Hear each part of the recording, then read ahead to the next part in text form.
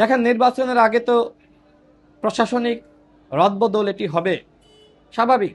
এটা সব নির্বাচনের আগেই কিন্তু হয়েছে। তবে এই সরকারের কাছে আমাদের আলাদা ধরনের প্রত্যাশা ছিল যে এই সরকার আসলে নির্বাচনের পরিবেশটা তৈরি করবে।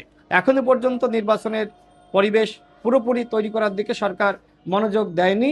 সরকার সবেমাত্র শুরু করেছে। আজকে স্বরাষ্ট্র উপদেষ্টা দেখলাম তিনি বলছেন যে আইন শৃঙ্খলা পরিস্থিতি আগের তুলনায় ভালো।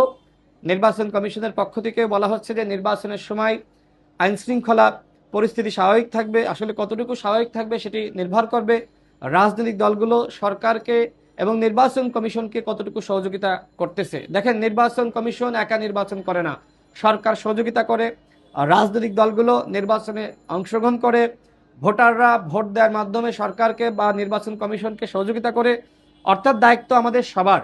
আমরা সবাই মিলে যদি নির্বাচন কমিশনকে সহযোগিতা করি, আমিও বিশ্বাস রাখি আগামী নির্বাচন হবে ইতিহাসের সেরা নির্বাচন।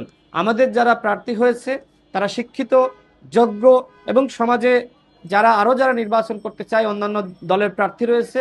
আমি ভোটারদেরকে বলবো, কালো টাকা এবং পেশি শক্তির মাধ্যমে যারা এমপি নির্বাচিত হতে চায় তাদেরকে আপনারা ভোট দিবেন না, বরং যারা সৎ, যোগ্য, শিক্ষিত তাদেরকে আপনারা ভোট দেন। গণ অভ্যুত্থানের পরে অবশ্যই ভালো মানুষগুলোকে অবশ্যই সংসদে পাঠাতে হবে। গণ অভ্যুত্থানের পরে যদি সেই একই অবস্থা হয়, আওয়ামী লীগের সময় আমরা দেখেছি যে ব্যবসায়ীরা, মমতাজের মতন ব্যক্তিরা তারা কিন্তু সংসদে চলে গেছে, বিভিন্নভাবে দলীয় প্রধানকে আপনার খুশি করে সংসদে চলে গেছে। গণ অভ্যুত্থানের পরে যদি ভালো মানুষগুলোকে আপনি সংসদে পাঠাতে না পারেন, তো সেক্ষেত্রে হয়তো নির্বাচন সুষ্ঠু হতে পারে, কিন্তু সেই নির্বাচন ইতিহাসের সেরা নির্বাচন হবে না। এবং আমরা মনে করি শুধুমাত্র সেরা নির্বাচন নয়, বরং আগামী যে সংসদ গঠিত হবে সেই সংসদ হতে হবে ইতিহাসের সেরা সংসদ।